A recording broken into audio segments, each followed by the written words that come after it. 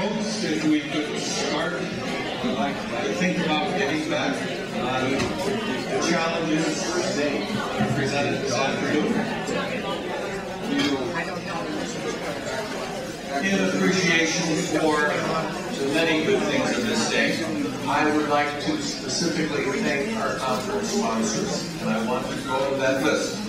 And that is the Washington State Supreme Court, the Washington State Department of Health and Human Services, and in particular, I do want to thank Bill Moss, Undersecretary, for his attentiveness and concern and support for the guardianship challenges that are before us, and his encouragement that we pursue an effective guardianship program in the state of Washington, and the Washington State Association of Professional Guardians, the Washington State Senior Citizens Lobby. Mr. Walt Bowen is here today. Thank you for being here, Walt.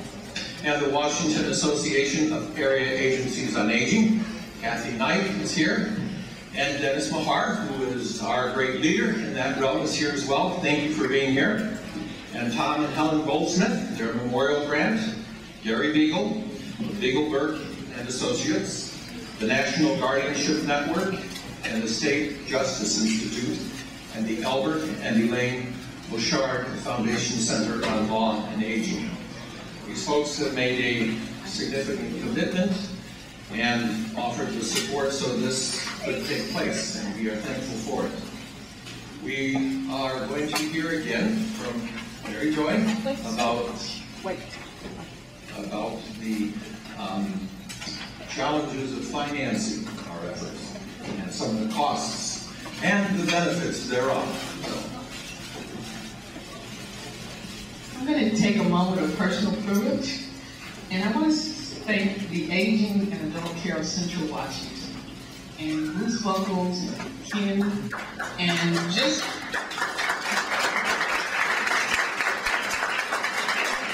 I can't name you individually, Josh, Ken. They have been just a godsend. These people are wonderful.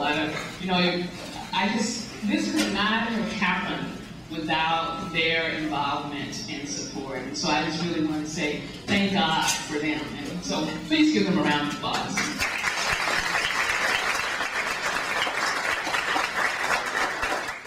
And one other announcement. There's a friend of mine that's here today, and tomorrow is her birthday. So Anna, if you're here in the room, happy birthday. Anna, would you please stand? Anna from Spokane.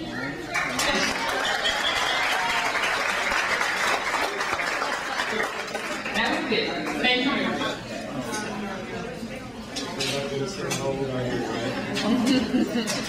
Well, I want to congratulate you on your morning.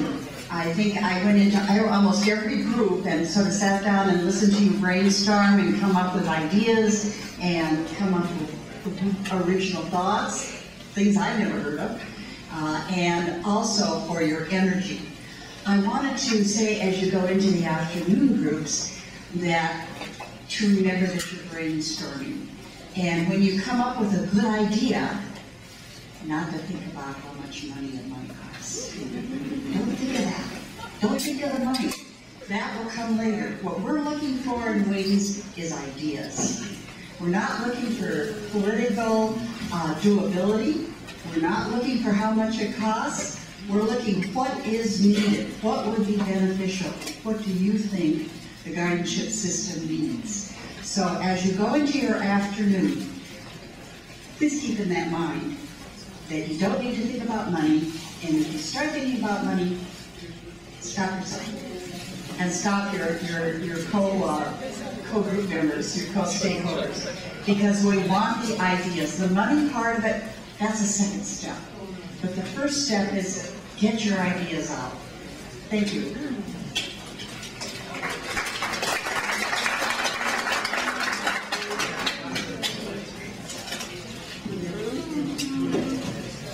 Thank you, Mary Joy. One of the other things I want to remind everyone is there's some great information out in the hallway. One thing that attracted my attention, which Mr. David Lord, I presume, brought, was Empowering Choice, From Pizza to Politics. That sounds like a bestseller.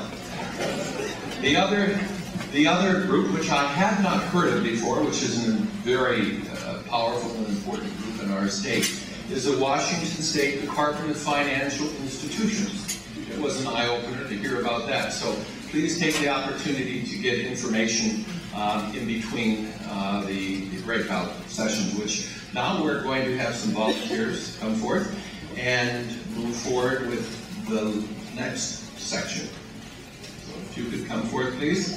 Thank you. Would the members of the GAL or the Assessment Committee please come forward? Yes,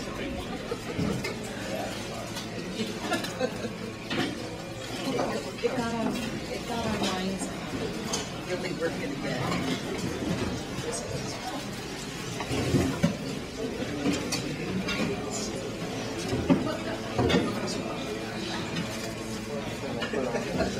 Can I sit with you? Yeah. Still waiting.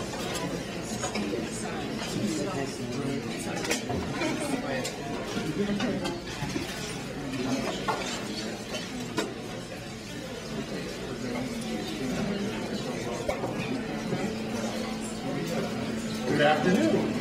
Can you hear me okay?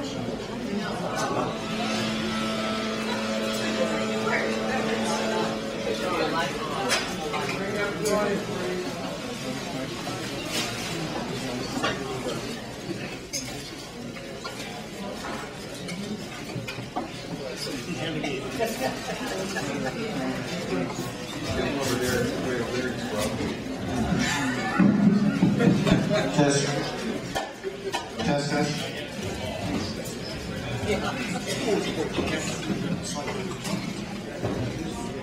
Okay, we're well prepared for this, so here we go. Thank you very much for spending your afternoon now. You spent your morning and now you're going to spend your afternoon here with us, and we really appreciate that. And so I want to welcome you to a discussion of some of the things that have to be done in the beginning with the assessment, the first stages of the actual court process when a guardianship happens. And that was really the topic that we were going to discuss. It's sometimes referred to as guardian ad litem. That's the term that's used. It gets confused a lot. We're going to talk a little bit more about that too. Let's see, my colleagues today are, well, there was a whole group of us who met to come up with these recommendations. But today, Carla Palagoro and Marilyn Vogler are going to be joining me, David Willard, and presenting the recommendations to you. So I'm going to go first here.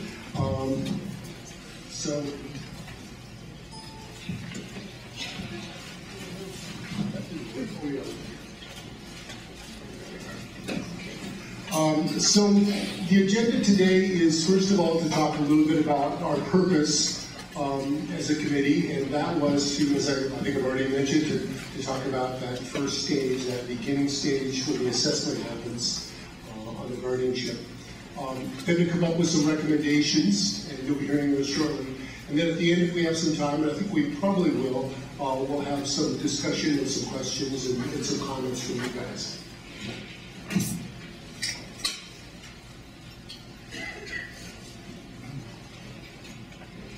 So first of all, in terms of the purpose, I described that, but as far as the process goes, what we did was we went through as a group several different documents and took a look at what other people had done in the way of preparing guardian ad litems for what they do. And the first thing we looked at was the statute 1188.090. And then we also looked at the King County Bar Association's guardian ad litem training curriculum, which is a lengthy and detailed curriculum. And then after that, we took a look at a 2011 review of that training curriculum with some recommendations that were put together by the DSHS. So those were three things that we looked at right off the bat. And then on top of that, the committee members had some experience with guardian ad litem, and we also drew on that.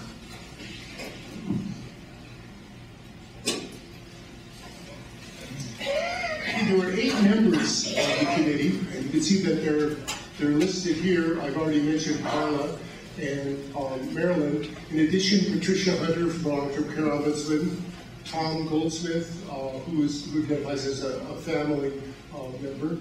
I'm trying to read the other ones. Oh yeah, and then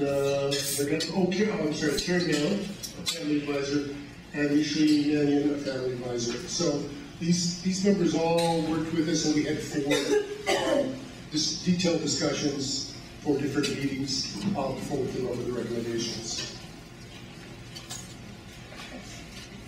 So I'm going to turn this over to Carla now, and she's going to talk about whatever environment. Thank you, David. A guardian ad litem in an adult guardianship proceeding is a qualified individual appointed by the court to represent the best interest of an alleged incapacitated person, to conduct an investigation regarding the alleged need for guardianship, and to make a recommendation to the court whether the establishment of a guardianship is necessary and in the best interest of the individual. There are statutory laws and court rules governing guardian ad litems in guardianship proceedings. RCW 1188-090 is a statute that governs the eligibility, qualifications, appointment, duties, guardian ad litem report, guardian ad litem removal, and the fees of guardian ad litems in adult guardianship proceedings. The statute, when printed out, is 7 pages long.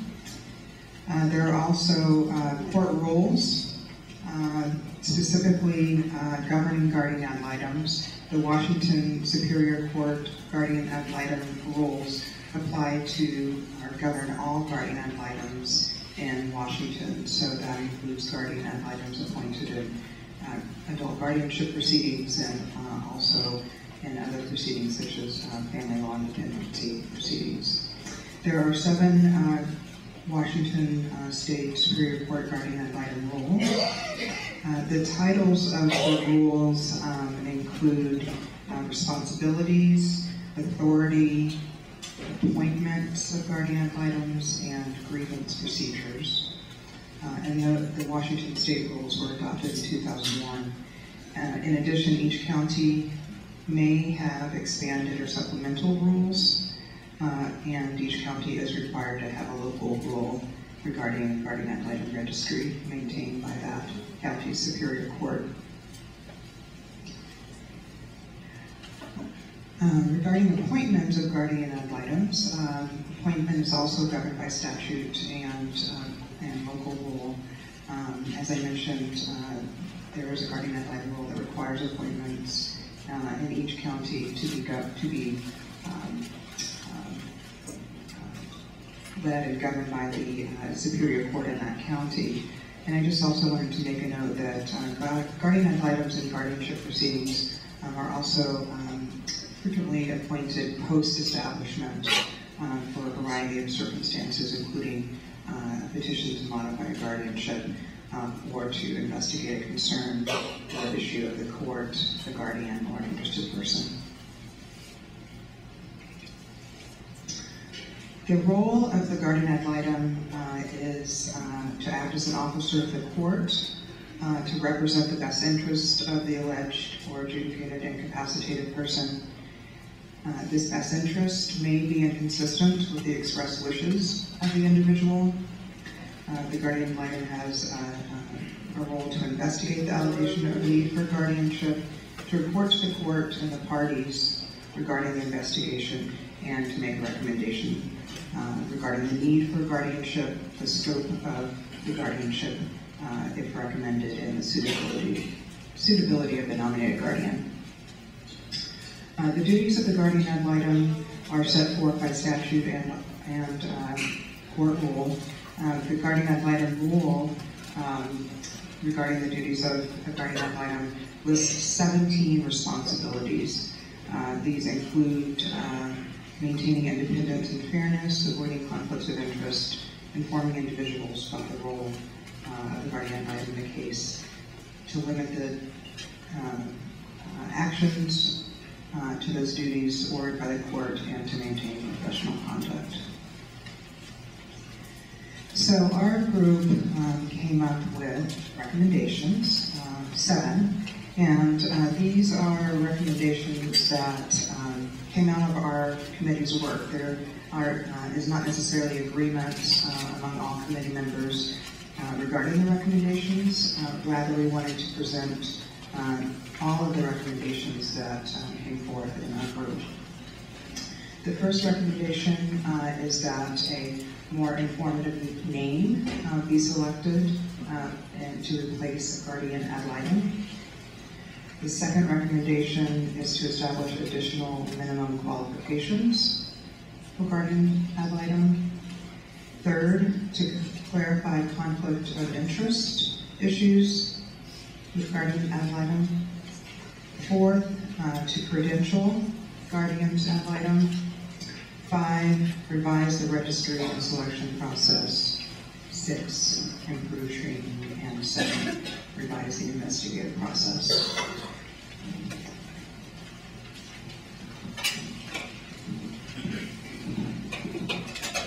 I'm Marilyn Butler. I'm speaking about the first recommendation, which I suppose on the surface could seem rather minor, that you change the name of the guardian ad litem to some other alternative. We looked at what other states did. We found a lot of alternatives. I didn't do a count, but it seemed to me that there were fewer that called them guardian ad litems than there were that called them some other name. I think nothing took precedence. One of the things we talked about was avoiding confusion for people who don't know the system well between a guardian and a guardian ad litem. The other, or one of the others, was that this term may seem really formal, may, especially when talking with laypersons who are potentially in the middle of a family crisis, may seem off-putting, may hostile, maybe kind of strong, but at least it may set up a wall between people they're interviewing or should be interviewing and themselves. And so we look at this as a way of making the process more user-friendly in a way and less confusing. I guess in terms of what we've heard this morning about the role of guardian ad litem and what I've picked up on in various discussions, it's also a reminder that the guardian ad litem is not the end of this process. While it's true that their recommendations are almost always affirmed by the court, changing the name to something less formal might introduce a little bit of pause on everyone's part to assume that this is the last and final possible recommendation. There are cons to this because there are guardian ad litems in a number of other situations in the state. It might introduce some confusion in that way. And we talked about the possibility that changing a name would confuse people who are already in the system, that those kind of confusions happen with any change. It's a matter of approach, it's a matter of rhetoric, it's a matter of how this person brings other people into the process.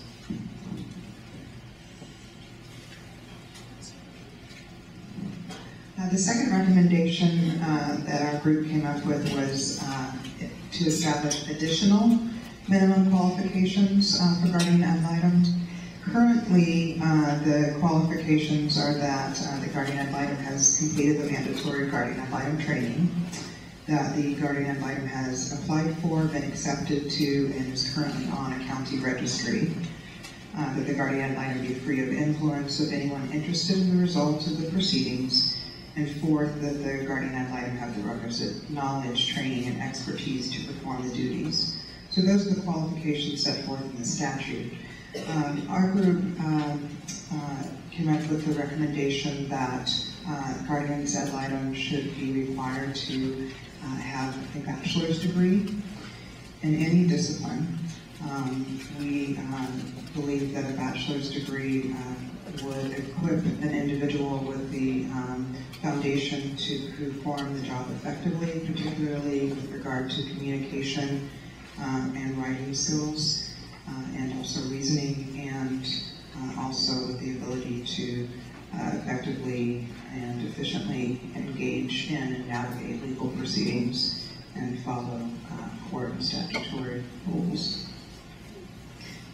The second recommendation was that guardians ad litem have verifiable experience, be it personal, professional, or other, with aging, dementia, developmental disabilities, mental illness, and other conditions that may lead to the establishment, the filing of a guardianship petition.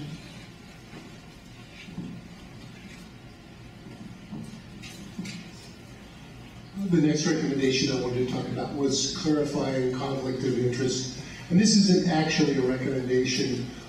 This is more a series of questions that we came up with around conflict of interest as it relates to guardians ad litem. And so that's what we're going to pose here. And this is something that it's a really key and important thing that there be credibility in this system, and that the guardian ad litem be free of conflicts, that there not be concern about that, and so that requires to pay a good deal of attention to this. And I say it's particularly important because of the great amount of power that a guardian ad litem has, in that while they don't make the decision, they have, from all reports, almost always their recommendations are adhered to by a court. So they obviously have a very important role. So you don't want that person to have conflict of interest, any conflicts of interest, and that's been something that was concerning to several people on the committee. In particular, the questions that we came up with, first of all, is are there conflicts that need to be clarified, just as a general question, and is it appropriate for a professional guardian to serve as a guardian ad litem? So that's a question. Should a professional guardian be able to serve as a guardian ad litem? Is it appropriate for an attorney to represent the petitioner and to nominate the professional guardian, and nominate a professional guardian, excuse me? Is it appropriate for attorneys who represent professional guardians to also serve as guardian ad litems? So those are some questions that we posed, and that we think that there should be some more discussion about.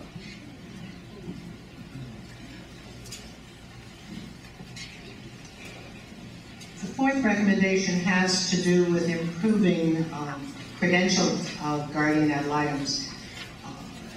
And as we talk about our recommendations, many of them focus heavily on looking at the way that the people who serve as guardian ad litems are trained and named and brought into the system. In the process of discussion, we found that standards, practices, numbers of guardian ad litems available in various counties vary tremendously by region, by county. Some counties, we have a sign on top. Thank you. Some counties may have only one guardian ad litem available. Others may have a whole bevy of them. And the credentialing may vary tremendously given resources, given the number of people available. So we're looking at making that more uniform, expecting background checks by both Washington State Patrol and the FBI, that all GALs would be required to complete initial training, but also to have continuing education. And we discussed at one point that this would have to be face-to-face, that video training was likely not as effective as it might be. We also thought it might be a good idea to have some agency of the state manage licensing that would be responsible for the housekeeping of this, who's on the list, who isn't, who is due training, who isn't, that there would be an annual recertification project to stay on registries, that there be, and David talked about the question of conflicts of interest, but that this agency at a statewide level would be involved in developing standards of practice, ethical standards that then became part of the training. We think it's important that a grievance process be developed, that doing so would give people more confidence in the system, and perhaps above all, that we develop and track some sort of monitoring system, quality assurance reviews, some sense of how GALs are performing, whether the right questions are being asked. I know I was told by one of our ombuds that he got involved in an elder petition, and the GAL had not asked the alleged incapacitated person whether he wanted a lawyer. And yes, definitely he wanted a lawyer. And so some way to make sure that the rules are being followed.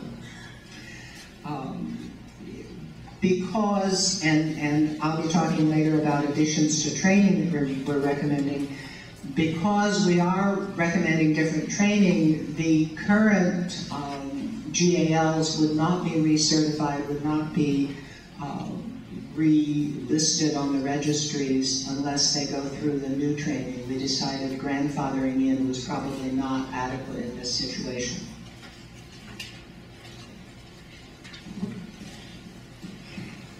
The next recommendation is to revise the registry and selection process. And actually what this relates to is there is an existing in law currently a registry for guardians ad litem. That's for people who have been determined to be eligible to serve as a guardian ad litem. And so there's a rotation that's supposed to take place where you go through a rotation so that everybody gets a chance to be a guardian ad litem of all those people, of all the people that are available in a particular county. So that's something that came as a result of some legislation in 1996 or 1997, some ways back, that set that up because of concerns relating to a number of things, but one of them was to conflict of interest, to whether it would be too much coziness, in who is getting the appointments to be guardian ad litem, because you get paid to be a guardian ad litem. So there is this registry that's been created in state law for that, and there's a rotation system, and to be on that registry, to be eligible for that registry, the guardian ad litem needs to have a statement that indicates that basically that outlines their background and qualifications, and in particular, according to the statute again, it should specify what level of formal education the GAL has, what training related to the GAL's duties they have, the number of years that they have experience as a GAL being a guardian ad litem, so it's clear. And then the number of appointments as a GAL and the counties or counties of appointment, their criminal history, and then also evidence of their knowledge, training, and experience in a series of areas that relate to their practice. And those areas are that are identified in the statute are needs of impaired elderly people, physical disabilities, mental illness, developmental disabilities, and other areas relevant to the needs of incapacitated persons, legal procedure, and the requirements of the statutes. So you can see that there are some things already in existing law that are set up that are requirements that GALs are supposed to show that they have in a statement. Now, one of the concerns that we had was to make sure that that actually gets followed, and that there is actually some scrutiny of that to make sure that those statements already exist. They do in fact exist, and that they're adequate. So, and I'll talk about that momentarily. So first of all, one of the problems that was identified with the registry and the way it works is that there are counties that are really small, where there's maybe only one GAL available, and it made sense to have, we think, to have some kind of regional registry in existence, where in each region, where a larger number of counties could be involved, and that would be the registry that would be followed, so that you have a larger base in terms of people that could have appointments. So another one we had, recommendation we had was around the exception, because there is an exception to, I forgot to mention, but while I said there's this rotation that you go through on the GAL registry, there's also an exception, and that is where you have someone who, where you have an appointment or a case where the individual you may want to have somebody with some special skills, perhaps like the skills that I identified in that last bit of training, that other background statement, things like perhaps a GAL has a lot of experience working with people with developmental disabilities and really knows that subject. So you want to have that as a reason to go and not just follow the registry. Well, we wanted to make sure that there was some scrutiny of that the individuals really do have that kind of extra expertise if we're going to go outside the rotation to use them. So that was an important example of something we'd like to see. Now, all this verification requires some kind of licensing agency or some kind of something available to do that on a statewide basis. And so that was yet another thing that we wanted to see happen. And I think that was referred to the idea of a licensing agency or some kind of scrutiny previously by Marilyn and some of what she talked about. So it would be good to have something that basically would verify that the actual qualifications existed. And then I guess the other part of that is that it's very inconvenient, expensive, etc. if a GAL appears on the registry and they're not really available, if that's the one that comes up. So we'd want to make sure that there was some verification of availability before you actually got into that court process, and we're doing that. So that was one of the recommendations too, is that verification could happen in advance to make the rotation work more efficiently. So those are what we had for that particular recommendation. And I'll try and be quick with this because we've got a timekeeper down here. I want to talk about the training we talked about being necessary. There is some specified already, but given the power that a guardian ad litem has, when you consider their recommendations are almost always affirmed. But then one of the other things we learned was that if a decision is contested, the judge will almost always impose less restrictive measures than were initially proposed and approved. Suggests that perhaps GALs don't have sufficient training in alternatives to, or ways of the impact of this. And so let me run down the list of things that we thought might be added.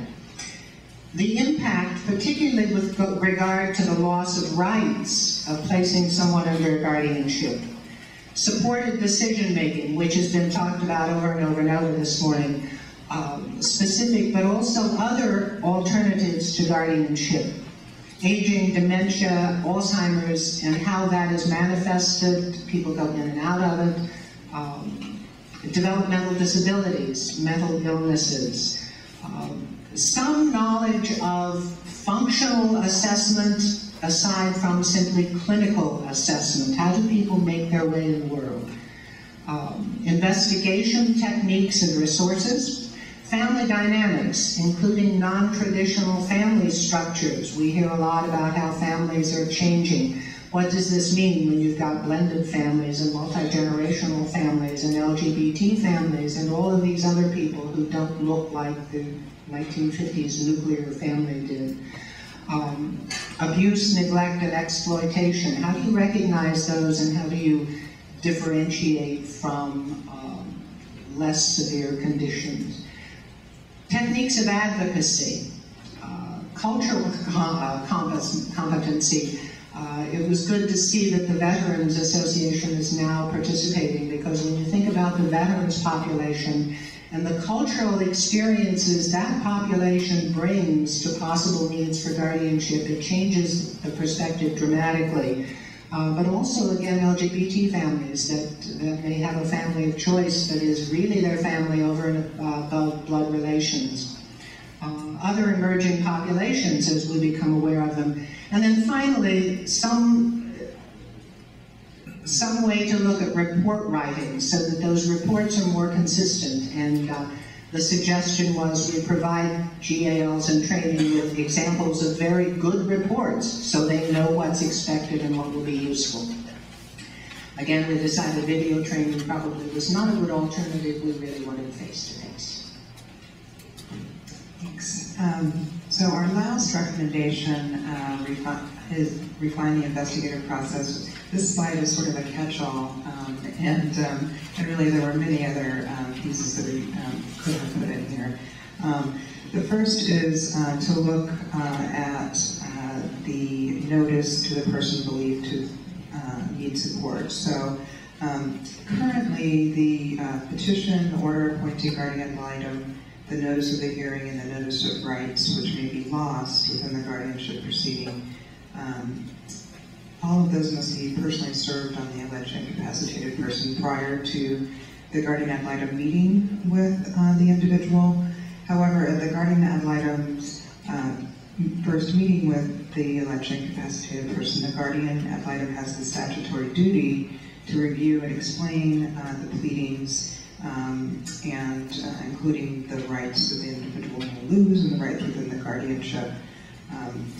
And so a question arose whether it is appropriate that this responsibility fall on the guardian ad litem, and whether there may be some inherent conflict in that role and responsibility. The second recommendation has to do with within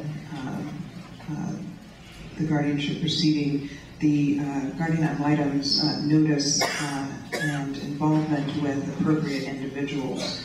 So this has to do with also including notice to service providers and such as representative AEs and housing providers. But again, just looking at this family dynamic issue, recognizing families of choice and making sure that appropriate individuals are brought into the investigation process. But we also acknowledge that there is potential trauma and distress to the alleged incapacitated person when estranged family members are brought into that process. Again, we are recommending that there be some functional assessment be a part of the investigation process. Currently, the guardian ad litem is required to obtain a medical psychological report, and so we're looking more at a functional assessment to be included in that investigation. And finally, we thought that some in our group felt that the issue of guardian ad litem fees, how those are paid, and what those fees are, should also be looked at in wings.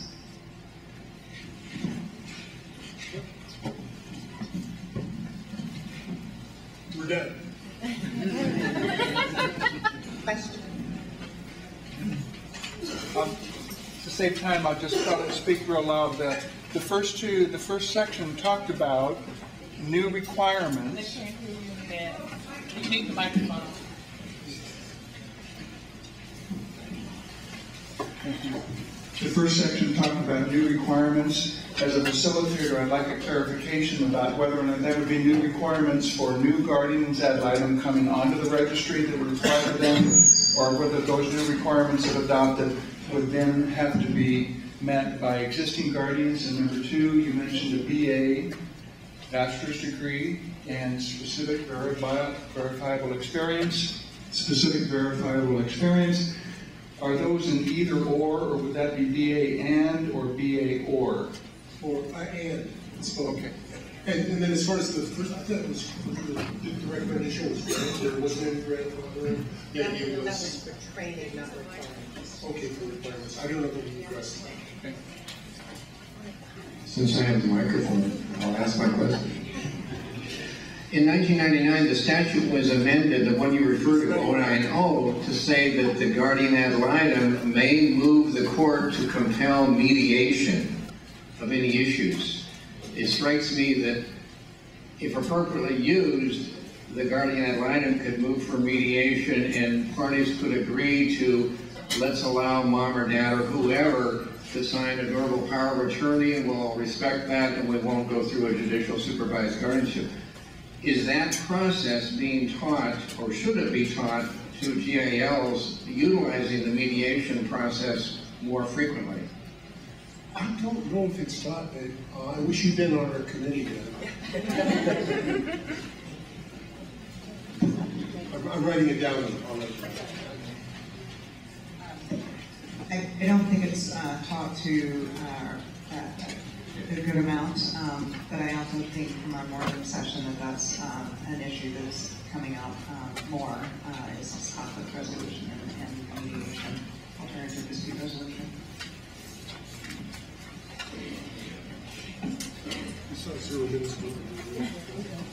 You're really done, Dave. And you've really done a very fine job. That is the job that we expect.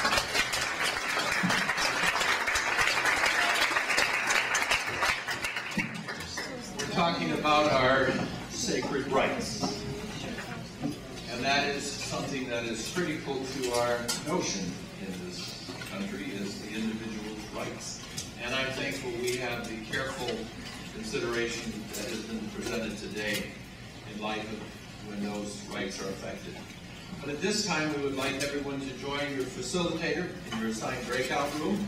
And I can go over those numbers again. And it's over at the Wells Hall, red, 1045, blue is 1053, green, which is not an easy job being green, is 1056, yellow is 1037, and purple is in 1037B, and white is in 1057. So after this breakout, if you would take a short break, we'll be prepared for the final. Thank you, ladies and gentlemen.